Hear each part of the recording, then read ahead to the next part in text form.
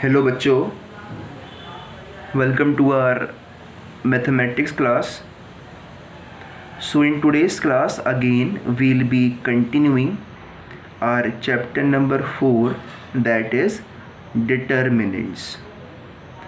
So it's a good chapter, and in the previous video of this chapter I had done some important questions based upon your exercise number 4.2. The questions of exercise number 4.2 and the concept that we were using was to calculate the value of a particular determinant, sometimes by expanding, sometimes by without expanding. ओके, sometimes you need to prove कि भाई किसी determinant की value ये आनी चाहिए. सो वहाँ सब पर आपको बच्चों जो हमने आपको 6 प्रॉपर्टीज़ बताई हैं उनकी नॉलेज होना बहुत ज़रूरी है. सो आई वुड आस्क यू कि आप प्लीज़ उन 6 प्रॉपर्टीज़ को पीरियोडिकली रिवाइज करते रहना, और साथ ही में questions basically on exercise number 4.2 उनको on a daily basis at least 1 question try करते रहना. And if you come across any sort of problem, if you are unable to solve a particular question, और इफ़ यू थिंक कि जो आप method लगा रहे हो बहुत लेंदी हो रहा है और इससे छोटा कोई मेथड एग्जिस्ट कर सकता है, so please text me that particular question. I will be giving you the best method by which you can solve that particular question.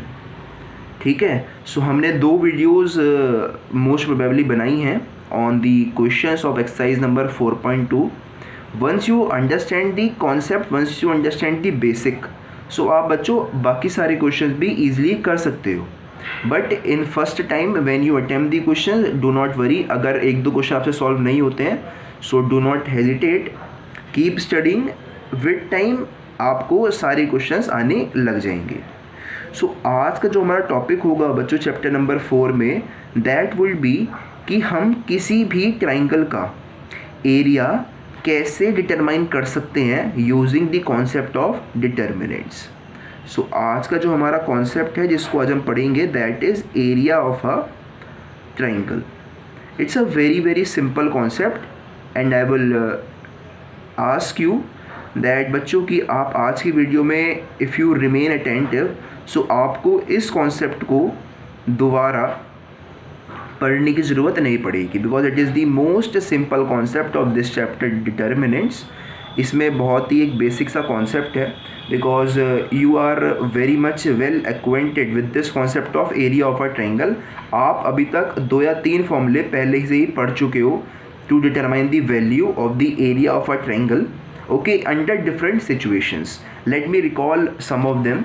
So the very first formula that you use to calculate the value of area of a triangle in case of an equilateral triangle or in case of an isosceles triangle, जहाँ पर बच्चों आपको height दे रखी होती है, सो वहाँ पर आप एक बहुत ही बेसिक सा फॉर्मूला यूज़ करते हो, that is area of a triangle is equal into half into base into height. Height क्या होती है? This length of the perpendicular, and what is the base is this length of the lower side. अगर आपको ये दोनों चीज़ें मालूम होती हैं, सो आप बहुत ही सिंपली इस फॉर्मूले से एरिया निकाल लेते हो. सो इस फॉर्मूले का तो हमारा कोई भी यूज़ नहीं होने वाला है आज के लेक्चर में. Okay, and most probably throughout the class 12 आप इस फॉर्मूले को यूज़ नहीं करोगे, but it should be in your mind as a basic concept. So एक और फॉर्मूला जो आपने याद किया था, when we are neither given the value of base and we are not given the value of height, and we have to calculate the area of any sort of triangle, not only equilateral isosceles, it can be any triangle. Let me see, मेरे पास एक triangle इस तरह से है और आपसे कहा गया है कि भाई find the area of this triangle when you are given the coordinates of its vertices. आपको क्या दे रखा है? You are given the coordinates of its vertices. ये you know very well that triangle is a 2D figure. So इसके अंदर बच्चों 2 ही coordinates होंगे, x और y. So let me say the coordinate of point A is x1, y1. The coordinate of point B is x2, y2, and the coordinate of point C is x3, y3. So you know very well कि अगर आपको 3 coordinate system दे रखे हैं, 3 coordinate points you are given, so you can easily calculate the area of a triangle by following this simple formula, that area of a triangle is equivalent to half into x1 multiplied by y2 minus y3 plus x2 y3 minus y1 plus x3 into y1 minus y2. So this is the formula for the area of a triangle. इसको याद रखने का तरीका जो कि mostly सब teacher सिखाते हैं, दैट इज़ कि अगर आप बच्चों x1 को यूज़ कर रहे हो, सो एक बार अगर 1 आ गया, सो किसी और टर्म में जो आप यूज़ करोगे y वाले टर्म्स, उनके अंदर 1 दोबारा नहीं आना चाहिए. लाइक फॉर एग्जांपल यहाँ पर हमने क्या किया, x1 की मल्टीप्लाई करी है y2 और y3 से, the difference of y2 and y3. सो आपने देखा कि 1 भी एक बार ही आया, 2 भी एक बार आया, 3 भी एक बार आया, और जो हमारे लीडिंग फैक्टर्स होंगे वो केवल x वाले टर्म्स होंगे, और जो बाद में आने वाले फैक्टर्स होंगे वो होगा डिफरेंस ऑफ y टर्म्स. सो बहुत ही सिंपल तरीका है कि आपने पहले लिखना है बच्चों x1, फिर जो भी आप 2 y के टर्म्स लिखोगे उसमें 1 तो होना ही नहीं चाहिए, दैट इज़ y1 को आप भूल जाओ, and then you can write the difference of y2 and y3. ठीक है, देन कम टू x2. अब आपने x2 लिखा है तो आप 2 वाला टर्म दोबारा यूज़ नहीं करोगे, यानी कि आप y2 को यूज़ नहीं करोगे, आप y1 और y3 को यूज़ करोगे like this, and then come to x3, forget y3 and take the difference of y1 and y2. अब कई बार बच्चे ये पूछते हैं कि सर ये जब माइनस का साइन है, सो अगर मैं y3 को पहले लिख लूँ और y2 को बाद में लिख लूँ, सो मेरा तो जो फॉर्मूला है वो चेंज हो जाएगा due to this minus sign.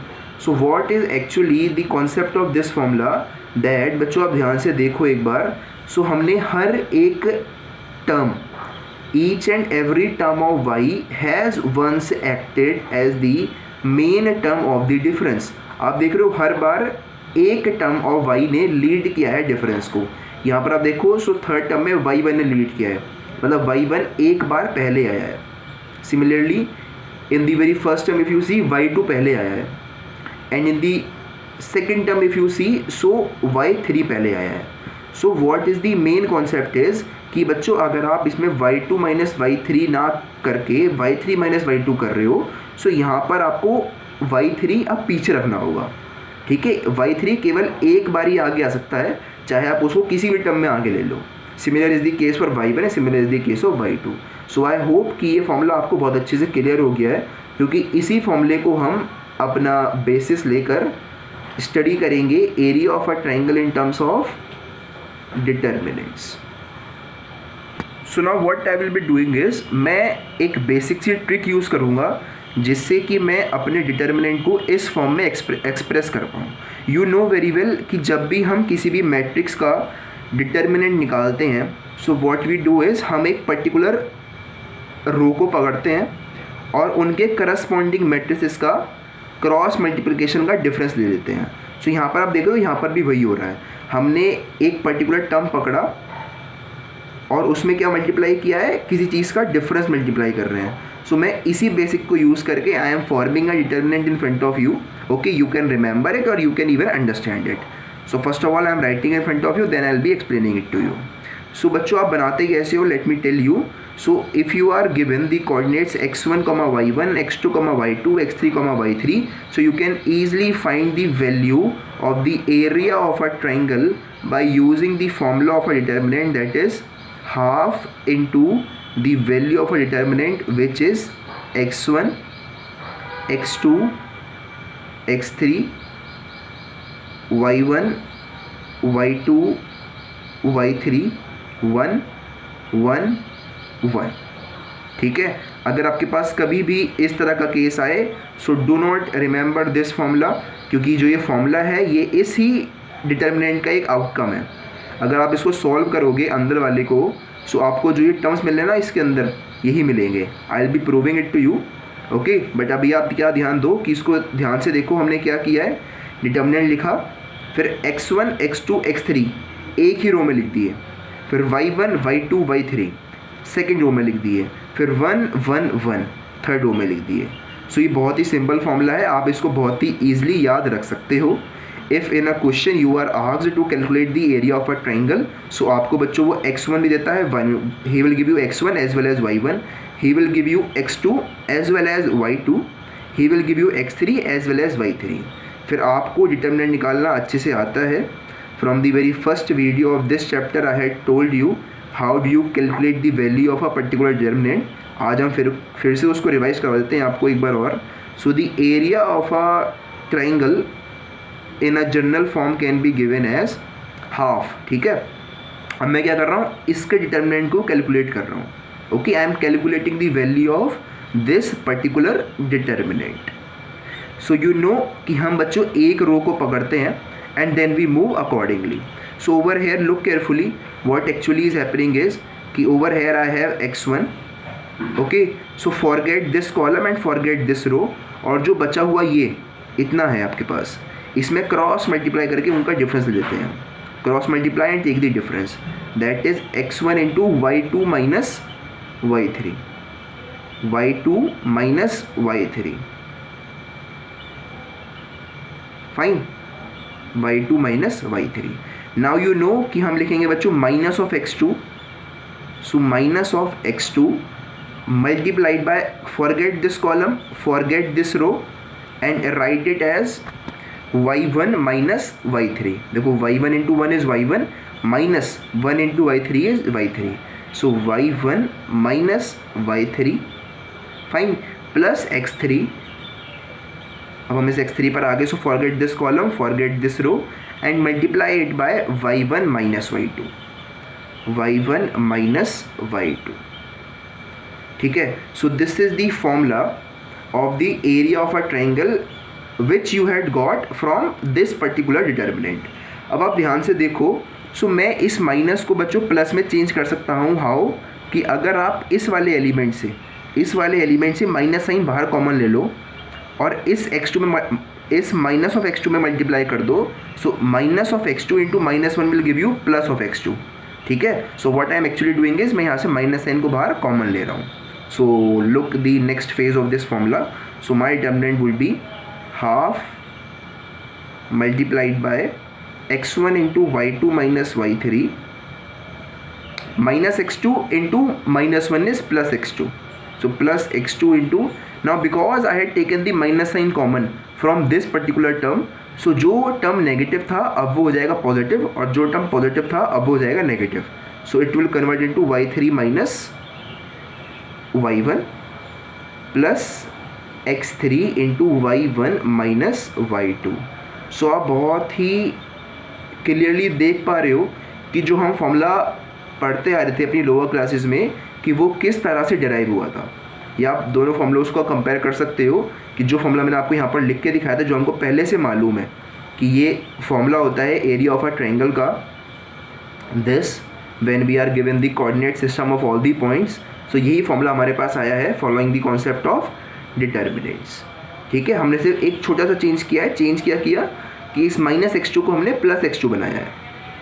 Okay, so I hope आपको ये कॉन्सेप्ट क्लियर है कि अगर आपको बच्चों कोई भी पॉइंट गिवन है and you are asked to calculate the value of the area of a triangle, so ये गलती मत करना कि आप ये वाला फॉर्मूला यूज़ कर दो, नहीं, आपने ये वाला फॉर्मूला यूज़ करना है, that the area of a triangle is equal to half into the value of this determinant. और देखो वैल्यू एग्जैक्टली सेम आने वाली है, so do not worry, answer आपका एग्जैक्टली सही आएगा। ओके, सो बच्चों ये तो बात हो गई फॉर्मूले की। अब एक दो बात जो आपको अच्छे से यहाँ पर ऑब्जर्व करनी है, that I am not telling you, okay, some points to remember. जब भी आप इस वाले कॉन्सेप्ट को ध्यान से देखो, so you must remember some particular points. ठीक है, so it will be helpful for you to write them down in your notes. So points to remember, पहला पॉइंट बच्चों, area is a practical quantity. ठीक है, जिसको हम अपनी daily life में यूज़ करते हैं। सो अगर मैं कहूँ भाई किसी चीज़ का एरिया नेगेटिव है, सो वो प्रैक्टिकल सेंस में बड़ी ही इलॉजिकल बात होगी। मैथमेटिक्स तो उसको एक बार को एक्सेप्ट कर सकता है, बट प्रैक्टिकल सेंस में कभी भी उसको एक्सेप्ट नहीं किया जा सकता। सो you must always remember that area is always a positive quantity. Area is always a positive quantity. And let me remind you बच्चों कि जो वैल्यू है डिटर्मिनेंट की, it is both positive as well as negative. ये आपको नहीं मालूम कि ये पॉजिटिव वैल्यू आएगी या फिर नेगेटिव वैल्यू आएगी. ओके, सो मान लेते हैं कि अगर आपके पास ये वैल्यू नेगेटिव आती है, सो आप आंसर के अंदर माइनस ऑफ समथिंग नहीं लिख के आओगे, आपको उस क्वेश्चन में फिर 0 मार्क्स मिलेंगे. Okay, so over here what you will be actually writing is the mod of this determinant. आप वहाँ पर क्या लिखोगे? You always take the mode of this determinant. Fine.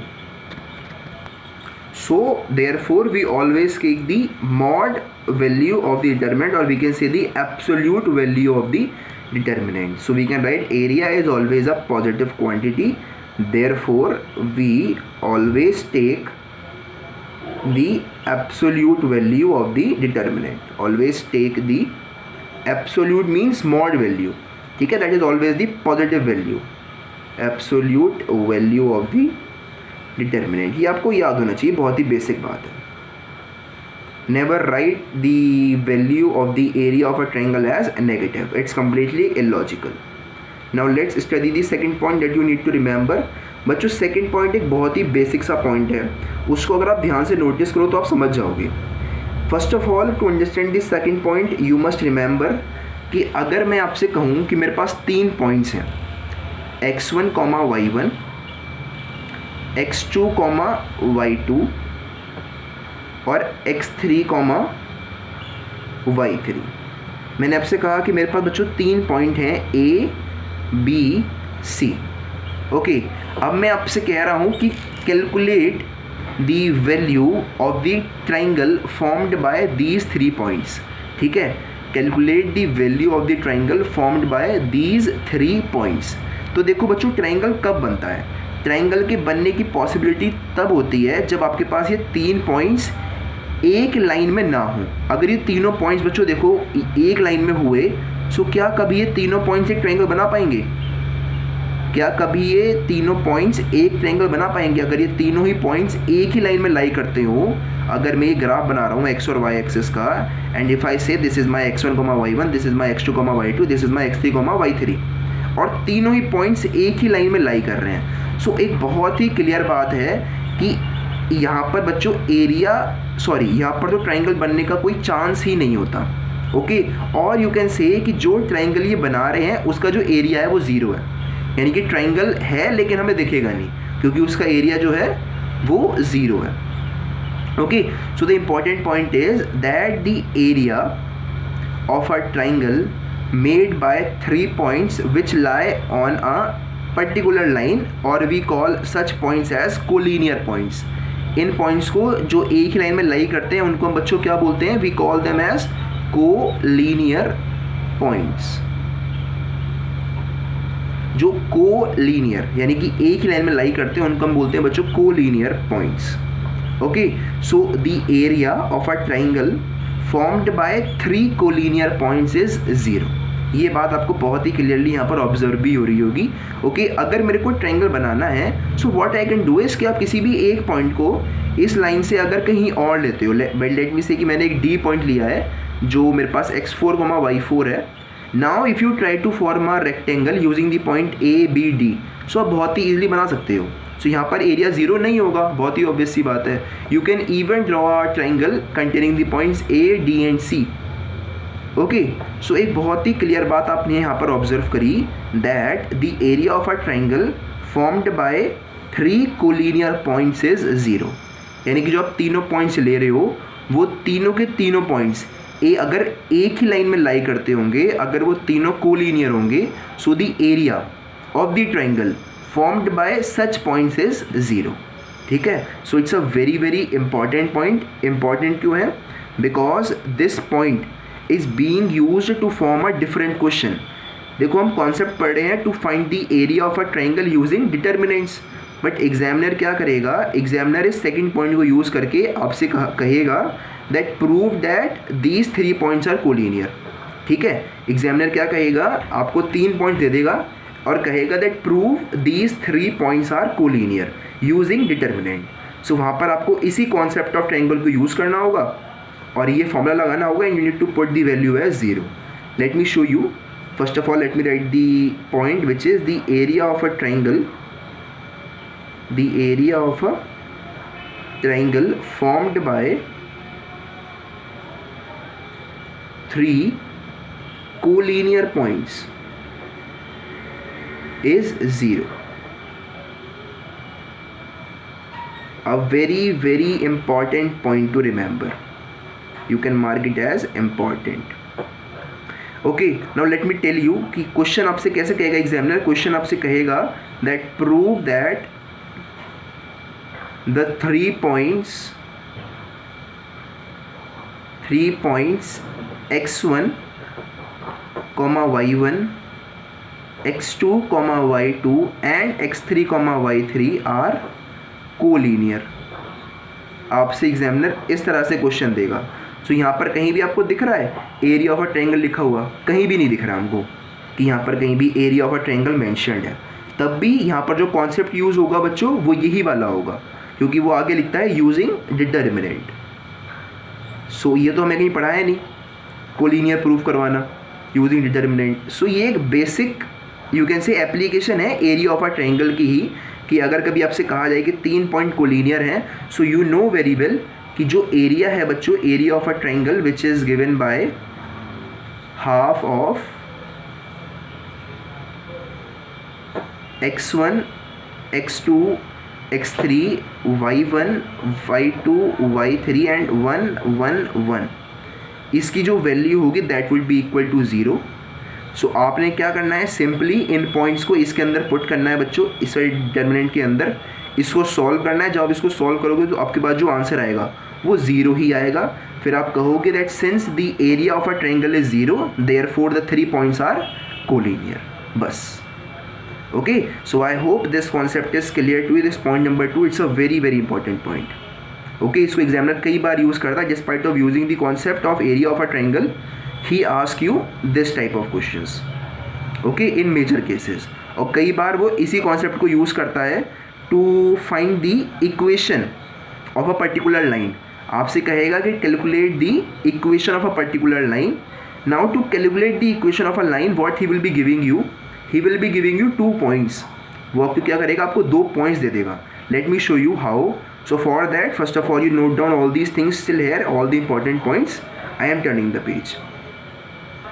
सो बच्चों क्वेश्चन एग्जामिनर इस तरह से पूछता है उस सेकंड पॉइंट को यूज़ करके, that find the equation of a line, find the equation of a line joining the points A, जिसकी जो वैल्यू है let us take it as 2, 3 और B लेट मी से 1, 0। ठीक है, एक लाइन है जो इन 2 पॉइंट्स को ज्वाइन कर रही है यूजिंग डिटर्मिनेंट्स। अब आपने इक्वेशन निकालनी है यूजिंग डिटर्मिनेंट। अब सिंपली तो इक्वेशन आपको निकालने आती थी, बट उसने यहाँ पर क्या ऐड कर दिया है, यूजिंग डिटर्मिनेंट्स। अब आप यहाँ पर अगर क्लेवर बने और आपने डिटर्मिनेंट्स को यूज़ नहीं किया, सिंपल जो आपने लोअर क्लासेस में पढ़ी है formula y minus y1 is equal to mx, वो वाला फॉर्मूला अगर आप लगा दोगे सो वो यहाँ पर बच्चों रॉन्ग हो जाएगा। So do not use that, do not become over smart. अगर वो आपसे कह रहा है कि आपने यूज़ करना है डिटर्मिनेंट को, आपने तो इसी को यूज़ करके उसको इक्वेशन निकाल के दिखानी है। सो इक्वेशन निकालना बच्चों बहुत ही आसान होता है। इक्वेशन निकालने के लिए आप समझ गए हो कि ये एक स्ट्रेट लाइन है। ठीक है, ये क्या है, एक स्ट्रेट लाइन है। So it is very clear कि जो एरिया बनेगा, लेट मी से मेरे पास एक स्ट्रेट लाइन है joining the points A, B और मैंने अपने आप से एक और पॉइंट मान लिया बच्चों C, जो कि इस पर ही लाइन लाई कर रहा है, इसी लाइन पर। सो A के कोऑर्डिनेट्स आपको मालूम है दैट इज़ 2, 3, B के कोऑर्डिनेट्स भी आपको मालूम है दैट इज़ 1, 0, C के मैंने एज्यूम कर लिए हैं X और Y, क्योंकि आपको पता है to calculate the area of a triangle you need a third coordinate. So मैंने एक कोऑर्डिनेट और अपने आप से कंसिडर कर लिया है दैट इज़ X, Y।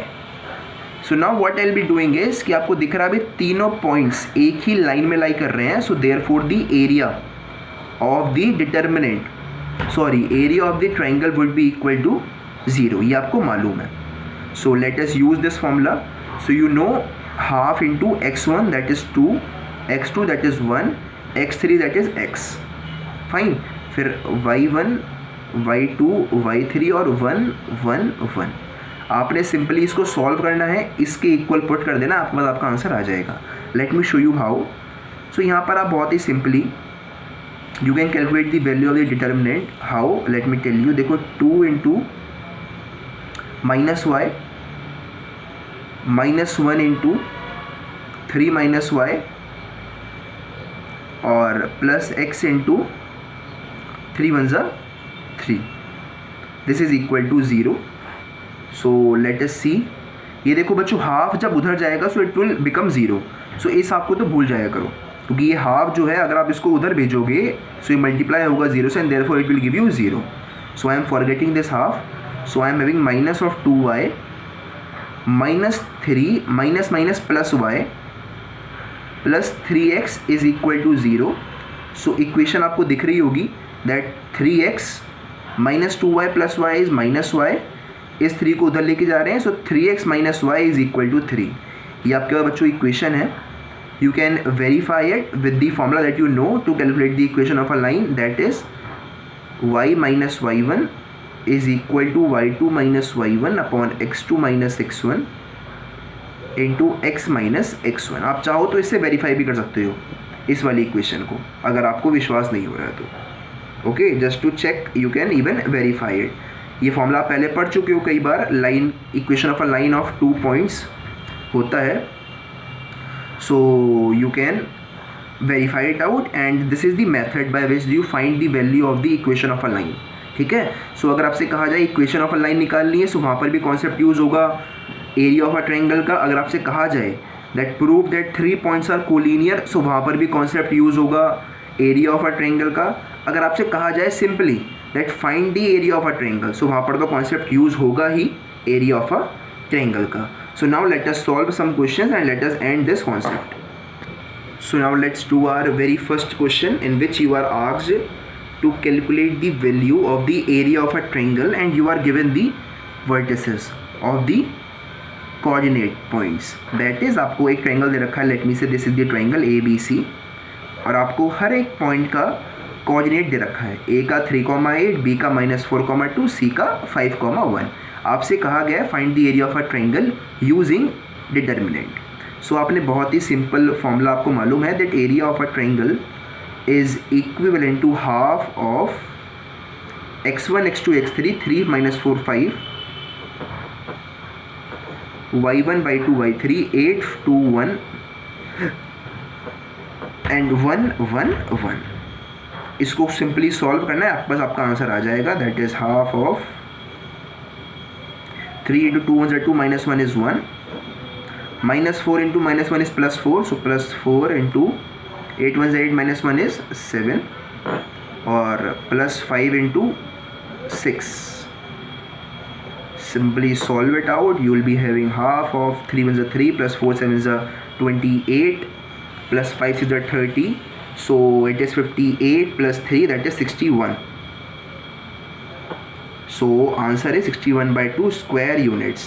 बच्चों स्क्वायर यूनिट्स लिख करके आना, इट इज़ वेरी इंपॉर्टेंट, क्योंकि कई बार I had notice this thing कि एग्जामिनर कुछ एग्जामिनर इस पर भी मार्क्स काट लेते हैं. सो स्क्वायर यूनिट आपको लिख करके आना है एग्जाम के अंदर.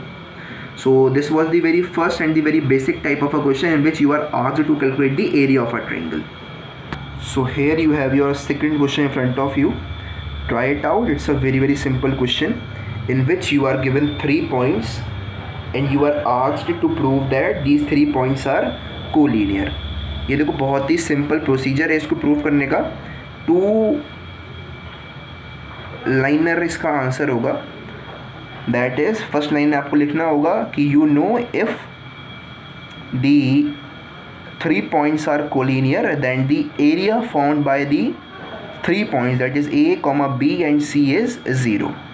ओके, सो पहले आप लिख दोगे that if the points A, B and C are collinear then the area of the triangle formed by these points must be 0. Points must be 0, क्योंकि यहाँ पर हमें शो करना है, ठीक है। सो हम स्टार्टिंग से अपना मेन एम लेकर के चलेंगे, ठीक है। जहाँ पर हमसे कहा जाए कि चेक करना है, वहाँ पर आप स्टार्टिंग में इसको ना लिखें, पहले सॉल्व करें, फिर देखें और फिर बताएं उसको that since the area is 0 therefore the points are collinear, since the area is not 0 so the points are not collinear. So ये बात का ध्यान रखा करो कि क्वेश्चन किस तरह का है। सो यहाँ पर हमें करना है, शो करना है। पहले ही बोल दिया उसने, बता रखा है कि ये कोलिनियर हैं। सो आई एम यूजिंग कि भाई एरिया ऑफ अ ट्रायंगल होता है half of a b c. A b c कैसा है, देखो x1 x2 x3, सो x1 x2 x3। अब मैं लिखूँगा y1 y2 y3, so it is b plus c, it's c plus a and it's a plus b। और नीचे होता है बच्चों 1 1 1। सो आपको बहुत ही क्लियरली एक स्टेप दिख रहा होगा कि अगर मैं क्या करूँ, R1 के अंदर R2 को ऐड कर दूँ, so I will be having a plus b plus c, a plus b plus c and a plus b plus c, ठीक है। मेरे पास हर जगह पर हो जाएगा a प्लस बी प्लस सी, हर एक एलिमेंट की फर्स्ट रो के हर एक एलिमेंट पर हो जाएगा बच्चों a plus b plus c. Then what I will be doing is, मैं a plus b plus c को बाहर कॉमन ले लूँगा, उससे क्या होगा कि यहाँ पर आएगा 1 1 1। फिर आप कहोगे that since R1 since the row R1 is equal to the row R3 therefore the value of this determinant is 0। ये प्रॉपर्टी आपको याद होनी चाहिए that if two rows are exactly similar then the determinant is 0। सो हम वही concept लेकर के चलेंगे। पहले करेंगे भाई R1 tends to R1 plus R2। आप चाहो तो सिंपली भी इसको खोल सकते हो, क्योंकि आपको एक्सपेंड करना उसने मना नहीं किया, you can simply open it, but हमारा काम अगर आसान हो रहा है बिना ओपन करे इसको, बिना फॉर्मूला लगाए, so we must apply that particular concept. So area आपको दिख रहा है भाई हाफ ऑफ, आई होप कि आप समझ चुके हो कि जब मैं इन दोनों को ऐड करूँगा तो a प्लस बी प्लस सी यहाँ भी आएगा, a प्लस बी प्लस सी यहाँ भी आएगा, यहाँ भी आएगा। सो मैं उसको यहाँ पर नहीं लिख रहा हूँ, मैं सिर्फ a plus b plus c को बाहर कॉमन ले रहा हूँ हर एक एलिमेंट के फर्स्ट रो के, ठीक है। सो मैंने सीधा a प्लस बी प्लस सी बाहर ले लिया है फ्रॉम एंड टेकिंग, ये मैंने दो अलग अलग स्टेप्स को एक साथ मर्ज कर दिया। एग्जाम में आप अलग अलग करके आओगे इनको, okay. So taking a plus b plus c common from R1, ठीक है। सो हमने a plus b plus c को बाहर कॉमन ले लिया है एंड देयरफॉर आपके पास क्या बचेगा, यहाँ पर 1 बचेगा, 1 1, यहाँ पर b प्लस सी, यहाँ पर c प्लस ए, यहाँ पर a प्लस बी और यहाँ पर भी 1 1 1। फिर आप कह दोगे that since the elements of R1 are exactly similar to the elements of R3 therefore the value of this determinant is 0 and therefore your area is 0। why? because R1 is equal to R3, that is the reason कि इसकी value 0 हो गई है, therefore determinant is 0 which implies that your area is 0, ठीक है। इस तरह से आपने इसको प्रूव करना होता है। सो ये क्वेश्चन बहुत प्रेवलेंट है आपके एग्जाम्स के अंदर, so you must know how to answer these type of questions. So this was your question number 2। Question number 3 I had already shown you कि अगर आपसे कहा जाए भाई इक्वेशन ऑफ अ लाइन निकालो, सो आप उसको बहुत सिंपली निकाल सकते हो। So now I will be doing a final concluding question on this where you are given कि जो 3 कोऑर्डिनेट्स हैं ये कोलिनियर हैं और आपसे कोई भी एक कोऑर्डिनेट पूछा जाएगा दैट टेल मी कि भाई ये कोऑर्डिनेट क्या है, ठीक है। सो वो हमारा लास्ट टाइप का क्वेश्चन है जो इस कॉन्सेप्ट से पूछा जाता है। सो वो लास्ट टाइप ही आपको करवा रहे हैं और फिर बचे हुए सारे क्वेश्चंस एक्सरसाइज नंबर 4.3 के वो आपके होमवर्क क्वेश्चंस होंगे। So please note down this question, I am turning the page.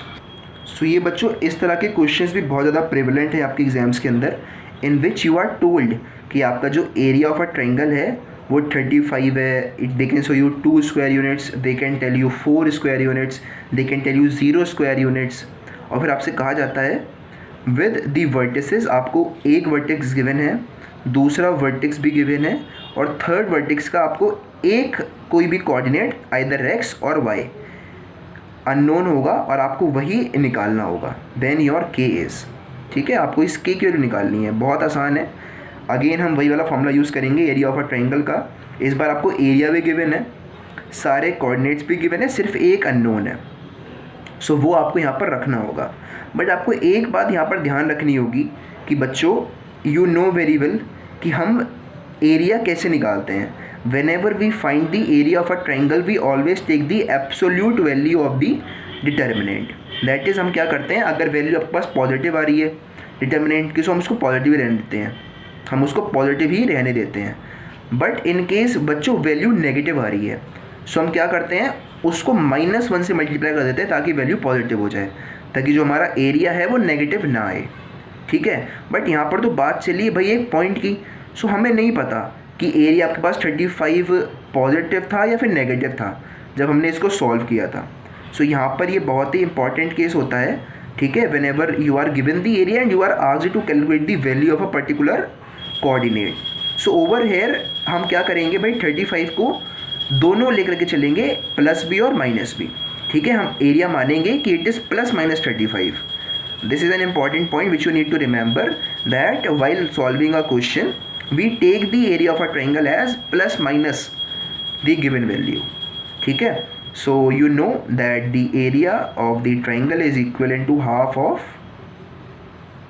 x1 x2 x3, that is 2 5 and k, y1 y2 y3, and then you have 1 1 and 1। अब आपको area मालूम है, that is 35। हम 35 नहीं लेंगे, हम ±35 लेंगे। Okay, we'll be taking it as ±35। Plus minus क्यों, क्योंकि हम बच्चों एब्सोल्यूट वैल्यू हमने ली है, हमें नहीं मालूम कि एरिया हमारे पास -35 आया था या फिर +35 आया था, हमें नहीं मालूम। ठीक है, so +-35 is equal to half of this particular value. इसको सिंपली आप सॉल्व कर सकते हो, तो इसको एक्सपेंड कर लेते हैं without putting any elementary operation. अगर आप चाहते हो लगाना ऑपरेशन तो आप लगा भी सकते हो। For example you can make this 2 as 0 by adding 1/3 of R2। ठीक है, बट हम सिंपली एक्सपेंड कर रहे हैं क्योंकि नंबर बहुत सिंपल दिख रहे हैं, सो हम इसको सिंपली एक्सपेंड कर रहे हैं। आप चाहो तो आप लगा सकते हो कोई भी row operation to make a number of zeros to easy your calculation. ठीक है, so half into 2 multiplied by 4 1 ज़ा 4 माइनस 4 1 ज़ा 4, ये तो 0 हो गया, 2 × 0 इज़ 0। ठीक है, -5 इंटू -6 -4, दैट इज़ -10। ठीक है, -6 -4 -10 plus k multiplied by -6 -4, that is -10। ठीक है, I hope this concept is clear to you, क्योंकि हम पहले लेते हैं positive value and then we take the negative value. So that is the reason यहाँ पर भी -10 आया, यहाँ पर भी -10 आया है। सो आप अपने सिर्फ इस सॉल्व करना है इस इक्वेशन को और k से इक्वेट कर देना है। सो first of all what I am doing is कि मैं इस हाफ को, इस 1/2 को इधर लेके जा रहा हूँ, तो ये जो पहले 2 डिवाइड में था it will go into multiplication. So 35 × 2 is +-70। ठीक है, this is equal to 2 × 0 is 0, -5 × -10 is +50, okay, and this is -10k, -10k। so if you look at the situation quite carefully, so आपके पास अब 2 सिचुएशन आ जाती हैं। now you have 2 situations, एक बार जब आपका जो 70 है वो पॉजिटिव है, एक बार जो आपका 70 है वो नेगेटिव है। so I am making 2 situations in front of you। that 2 situations are, एक बार आपके पास +70 है which is equal to 50 -10k, और एक बार आपके पास क्या है, -70 है which is equal to 50 -10k। ठीक है, so over here what will be doing is 50 70 - 50 is 20, so 20 is equal to -10k, so your k is equal to -2। So एक answer तो आपके पास ये हो गया, एक k की वैल्यू क्या है, -2 है। अब निकालते हैं एक और k की वैल्यू जो पॉसिबल है, हमें नहीं मालूम कि k की वैल्यू क्या है, it can be -2 as well as this. ठीक है, so -70 - 50 is -120, so -120 is equal to -10k, minus will cancel this minus sign and your k is equal to +12। Plus ना लिखो, सिंपल 12 लिख दो, so k is equal to 12।